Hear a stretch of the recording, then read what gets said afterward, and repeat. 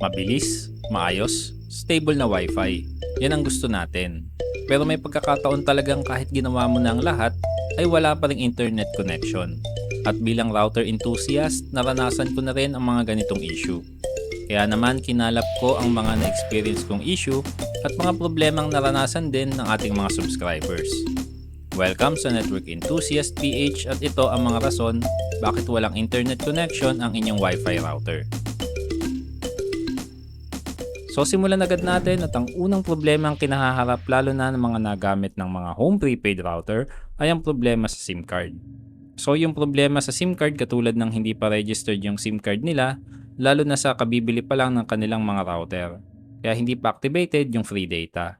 At yung SIM card orientation or yung pagkakakabit ng SIM card sa router ay mali na nagre-resulta din sa walang internet connection. Kaya wag nating kalimutan na mag-register ng SIM card para ma-redeem natin yung free data at siguraduhin natin na tama yung pagkakabit ng SIM card sa router. Usually makikita natin yung tamang orientation kasi may indicator yung mismong router na malapit din sa kabitan ng SIM. Pangalawa, yung cabling problems or yung mga issue na may kinalaman sa kable katulad ng sa power adapter o kaya naman sa Ethernet cable. May dalawang common issues ang issue sa kable. Una na dyan ang power connection. Dito ay kailangan nating tingnan kung faulty na ba yung power adapter natin at kung kailangan na itong palitan. Mapapansin natin ito pag kinabit natin yung power adapter at walang ilaw or indication na nag-power on nito. Pangalawa naman, yung sa Ethernet cable connections, minsan napagpapalit-palit natin yung connection ng sa WAN port at sa LAN port. Ang dapat nating tandaan para maiwasan ng ganitong issue na ang WAN port ay connection ng source ng ating internet connection. So dito natin ikakabit ang kable na galing sa ating ISP router or main router. Sa LAN ports naman ay kable para sa koneksyon ng ating mga PC, laptop at mga devices na nangangailangan ng LAN connection. Lastly, need din natin i-check yung mismong mga Ethernet cables natin. Baka naman meron ng mga sira or bali kaya nagkakaroon ng issue sa ating internet connection. At ang pangatlo ay ang IP conflict. Ito ay rare na mangyari pero sa IP conflict ito ay nangyayari kapag magkatulad or pareho yung IP address ng main router sa inyong third-party router. Range extender man, access point man, or router mode. Usually madadaan ito sa pag-restart ng router or pag-configure ng IP address to static na tugma sa IP range ng inyong main router. Pero mas madaling paraan kung merong DHCP at auto-detect ang inyong router, ay magandang i-turn on ito para maiwasan ng IP conflict. Mas maganda rin ito dahil sa DHCP, yung router na ang bahalang magbigay ng IP address. Sa auto-detect naman, yung router ang mag-check ng bagay na configuration sa inyong internet type.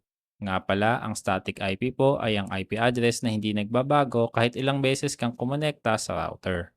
While ang DHCP naman ay tinatawag na Dynamic Host Configuration Protocol na nagbibigay kakayahan magbigay ng ating router ng IP address sa mga devices na connected dito. Pang-apat at mas madalas ay ang mga issues sa configuration ng router.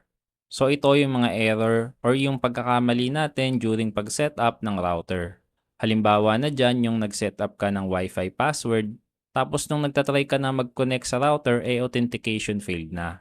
Kasi hindi pala tugma yung password na nai-setup mo.